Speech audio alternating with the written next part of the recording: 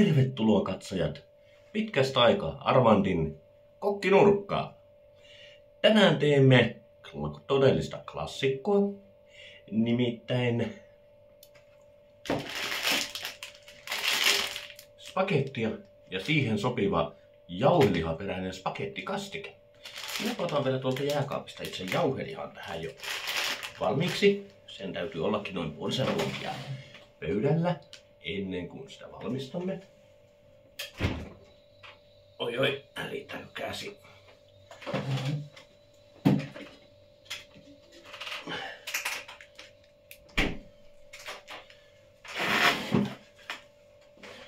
Noin. Elikkä tosiaan naudan jauhelihaa.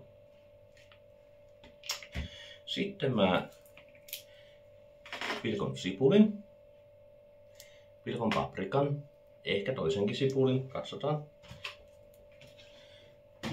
Pari valkosipulin kynttä. Ja sitten kuulutusvaiheessa pistän sinne paprikajauhetta ja chilijauhetta. Ja myöskin totta kai pippuria. Ja senkin voi vielä laittaa kuulutusvaiheessa.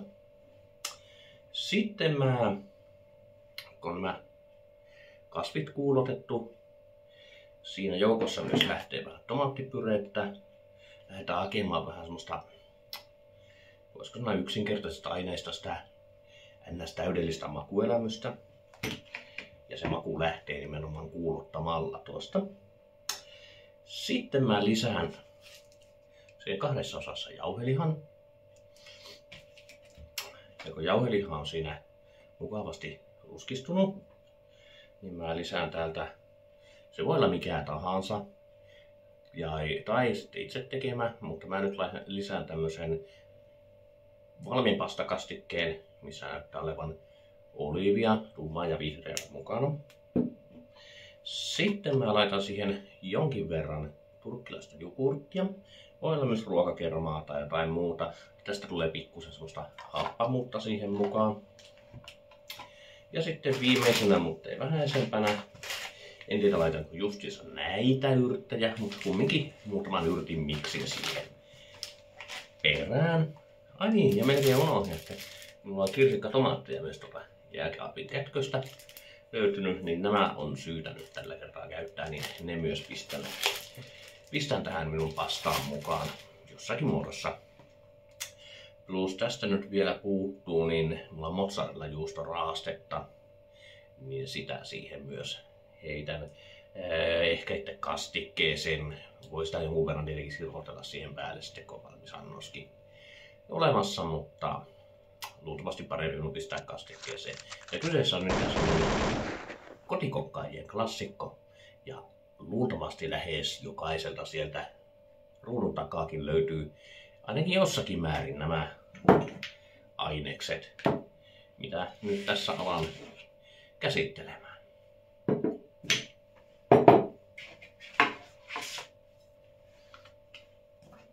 Tämänpäs vaikka ensin nostanut valkosippulit.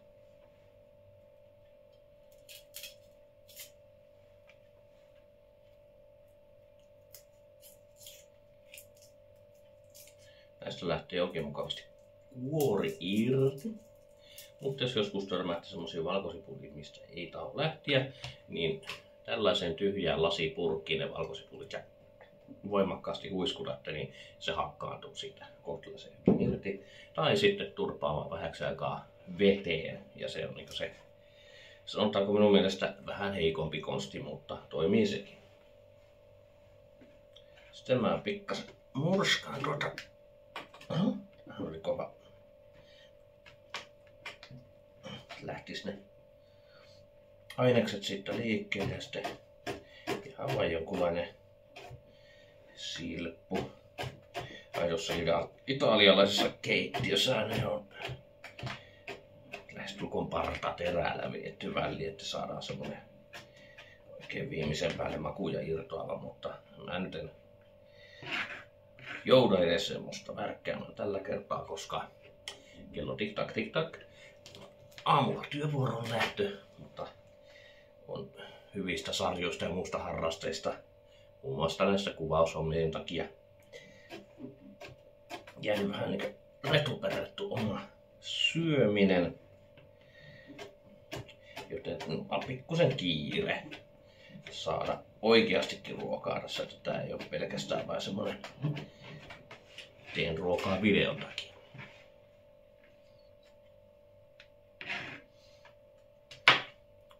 Ja seuraavat vaiheet on jo sen verran tuttuja aikaisemmistakin videoista, että kelatkaahan niitä ja katselkaa, jos haluatte nähdä kuinka sipulia leikotaan ja muuta. Että nämä menee joko leikkauksen tai nopeutetun katselun kautta sitten.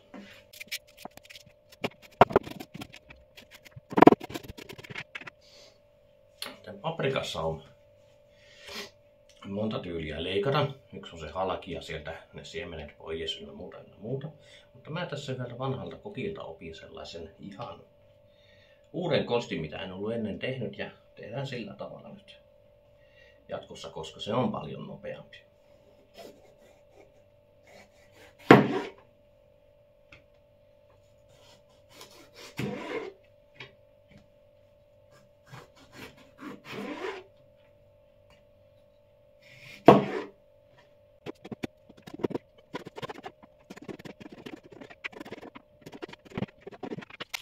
Sitten vielä tomaatti.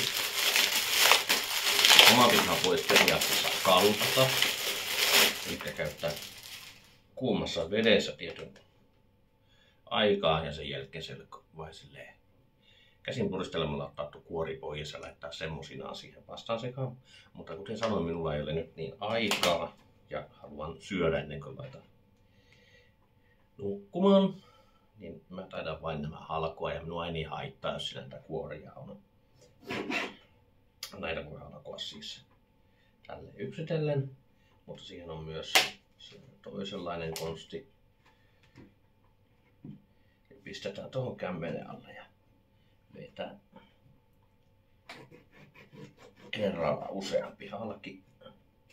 Siinä vain pitää varoa noita käsiään, ettei onnistu vetämään sieltä kämmentä auki. Olisi voinut olla vähän isompi reippuulauta, kyllä se helpottaisi kokonaisuutta, mutta enpä nyt ajatellut.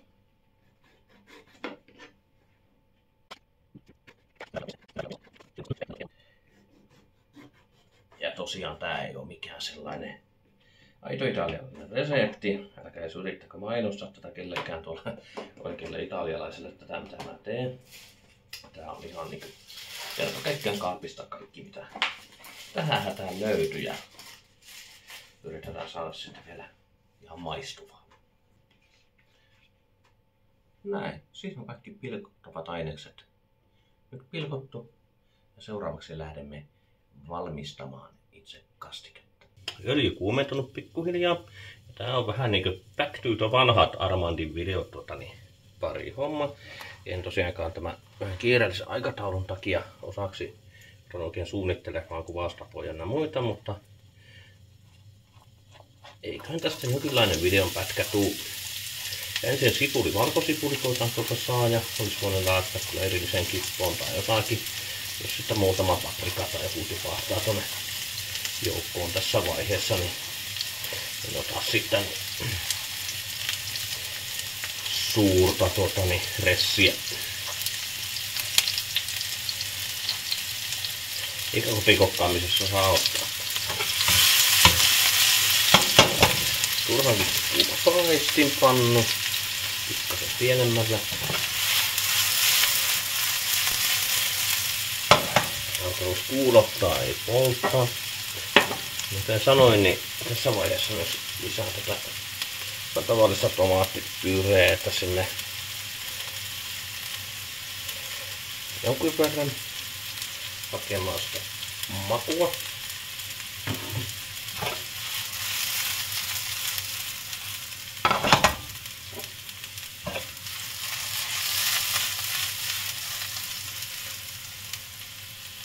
Usein syrjään kattilassa oli sen verran, tai kattila vaan tuo paistinpannu sen verran kuuma. Sitten paprikapulveria.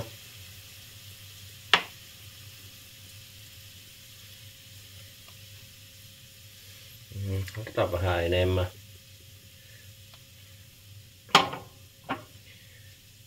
Hiukan chilipulveria. Tässä nyt tietenkin on se oma maku.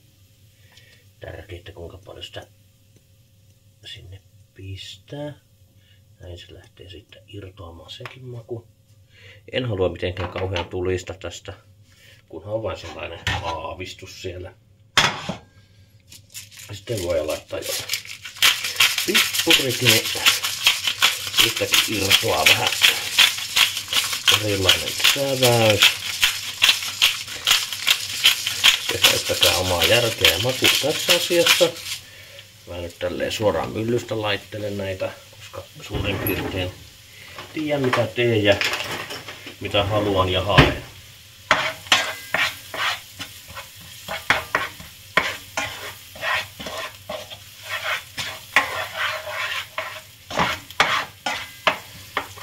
Voisi olla vähän enemmän sipulia myönnä.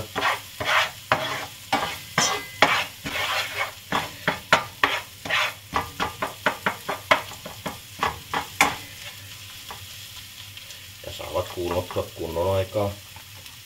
Mä lisäilen nyt tuon paprikan vielä sinne. Se voi tosin jauhelihanpaiston jälkeenkin laittaa. Tomaatit pistää vasta sitten viimeisenä. Tuoksu on suorastaan huumaava, mitä tästä tulee. Ja nyt mä lisätän pikkusen vauhtia tuohon levyyn. Sitten me jäytetään se ensimmäinen osio tuosta jauhelihasta. Noin puolet.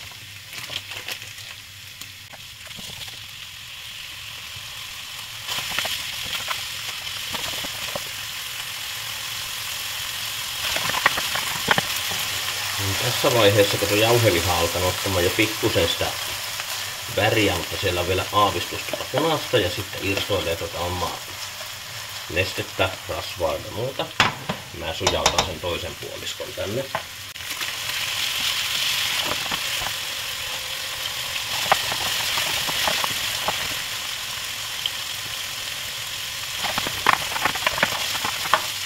Jauheliha alkaa olemaan kypsää ja ruskistunutta. Tässä on joitakin mielipide-eroja siitä, että kuinka paljon sitä pitäisi kokeiloja ja hajottaa tänne. Se on kuullut, että joku haluaa, että se on ihan semmoista pikku silppua koko tämä homma. Mutta sitten taas toisilta olen kuullut, että se pitäisi jättää pikkusen tämmöiseksi vaakuksi, jotta sitä säilyy semmoinen mehevyys. Ja mun mielestä se oikeastaan tässä pastakastikkeessa pikkuhiljaa siinä loppukeittämisvaiheessa muutenkin alkaa hajoilemaan.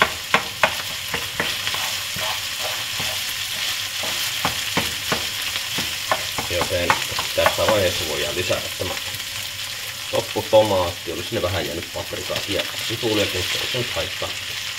Noin.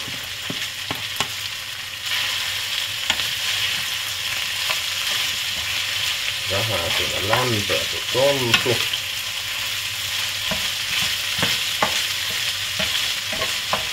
Riittääkö tässä kasarissa tilaa? Se alkaa huolestuttamaan. Eiköhän se, kun ollaan varovaisia eikä leikitetä ympäri levyjä. Tää ei siinä muuta lekaan. Joutuu sitten siivoilemaan.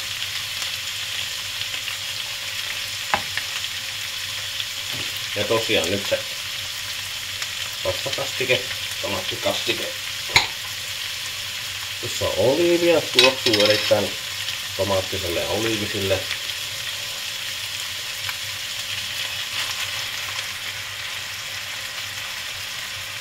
Noin. Mä vähän huuhtelen tätä vedellä vielä, että saadaan kaikki hirrakut tuolta irtoamaan. Eikö se haittaa, että siihen meneekin vähän nestettä.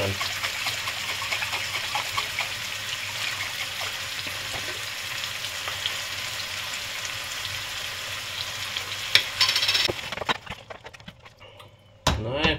Alkaa pikkuhiljaa näyttämään pastakastikkeelta ja tuoksumaan. Oi, siinä oli nuo olivit oikein tämmöisenä isompana. Mä luulen, että ne olisi ihan vain ollut semmoista murskaa tuossa, mutta tuo on oikeastaan parempi. Siinä olisi voinut ehkä lisääkin olivia pistää, minulle kyllä sitä löytyy, koska ei tästä kohtaa se usein. Mutta annetaan nyt olla tällaisena. Sitten lisätään se turkkilainen jogurtti sinne. Tosiaan ruokakermaa taidan käyttää useammin tai sitten aitokermaa. Ja tällä kertaa tätä. Enemmän tätä käytän tai jotain muuta vastaavaa noihin meksikolaisannoksiin, meksikolaisruokiin. Mutta miksei tätä tämmöisen italialaistyyppiseenkin voi käyttää. Olisikohan tuossa tarpeeksi.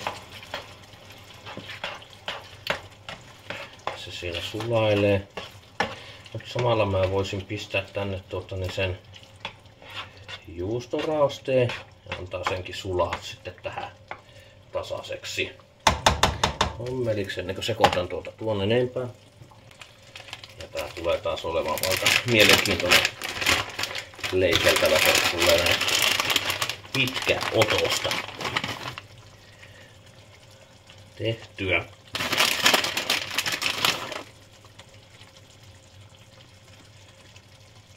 Samassa on laittaa tuon loppukin. Siinä se saa sitten tekeytyä ja sulaa ja tasaantua, ja nyt se näyttää oikeastaan melkeinpä vähän karmivalta, mutta kyllä siihen muutos tapahtuu tuossa, kun se on saanut kiehuskella. Mä laitoin loppumaustamisen tuohon kastikkeeseen, laitoin ne yrtit sinne, maistoin onko tarpeeksi suolaa, minkälainen koostumus ja ylipäänsä millä se maistuu. Hyvältä maistuu. Hieman tämmönen ruseelta vauhtava rakenne täällä, mutta se on nyt tasaantunut ja näyttää oikealta kastikkeelta, kuten kuuluukin. Jos joku miettii sitä, että miksei se ole punaista, no eihän se totta kai ole punaista, jos siinä on turkkilaista jogurttia mukana. Sehän se värisävy siitä vaihtuu.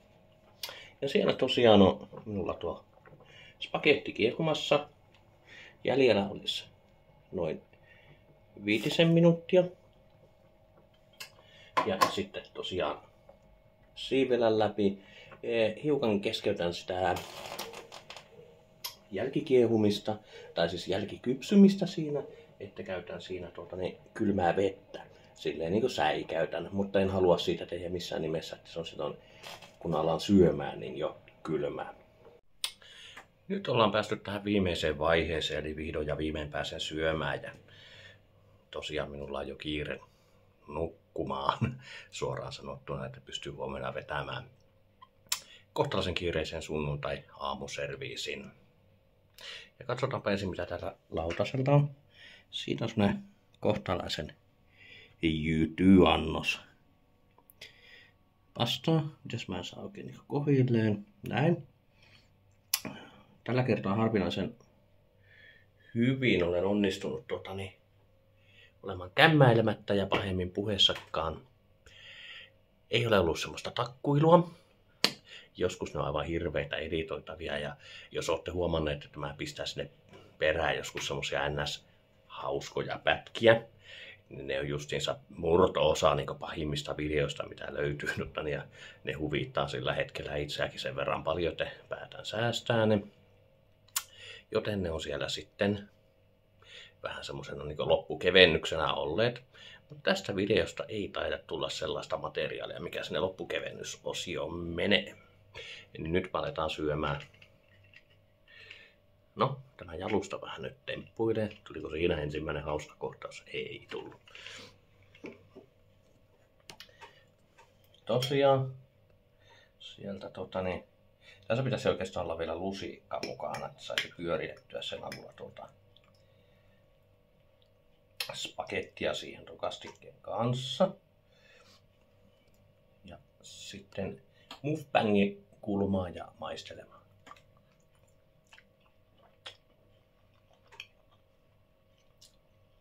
Ai että.